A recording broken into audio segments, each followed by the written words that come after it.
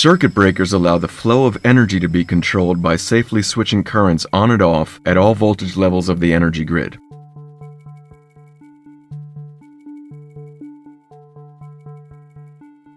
In the open position, they have to ensure isolation across the switching distance, between phases, and to ground. In the closed position, they have to allow the energy to flow with minimum losses.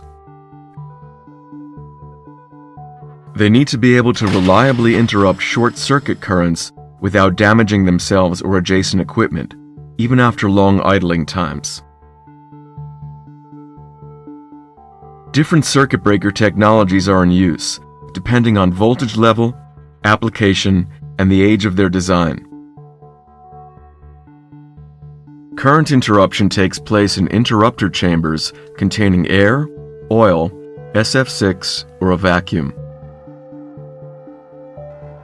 Circuit breakers may use multiple contact systems consisting of main contacts and arcing contacts. The main contacts allow operating current to flow with minimal losses, while arcing contacts can break short circuit currents with minimal arcing erosion.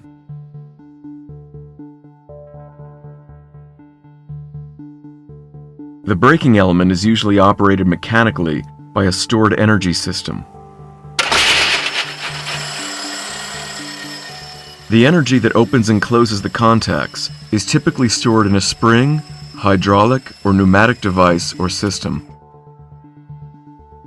The stored energy is released by the trip or the close command signal.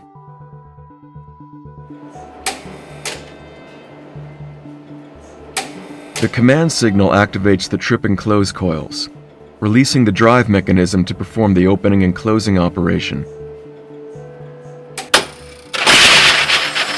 The interrupter and the mechanical drive are the main components that are subject to wear and aging.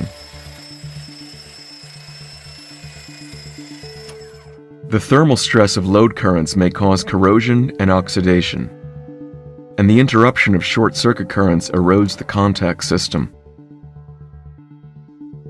Environmental stresses, such as temperature, humidity, or contamination, affect the bearing and linkage surfaces of the drive.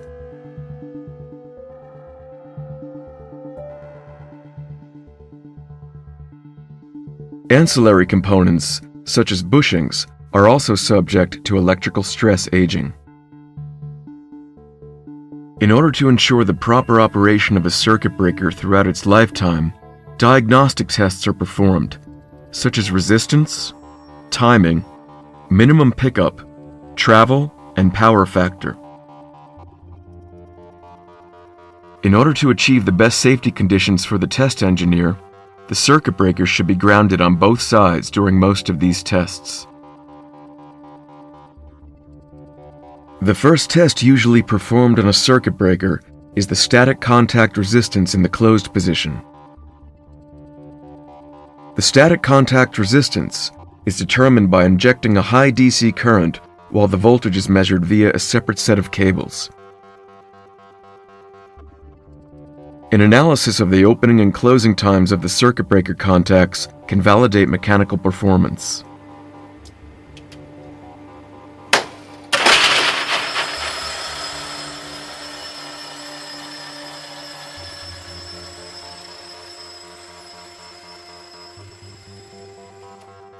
Differences between individual contacts and individual phases must fall within defined limits.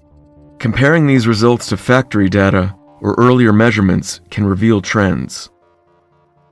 Recording trip and close coil currents gives an indication of their mechanical and electrical condition, as well as the condition of the latch.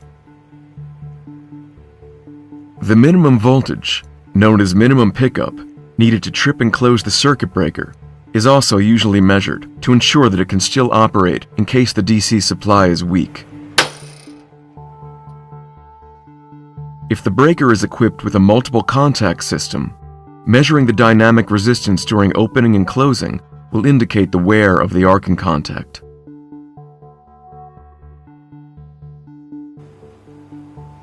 Additionally, if the circuit breaker travel curve is recorded, it allows mechanical parameters to be assessed, such as velocity, total travel, acceleration, over travel, and rebound.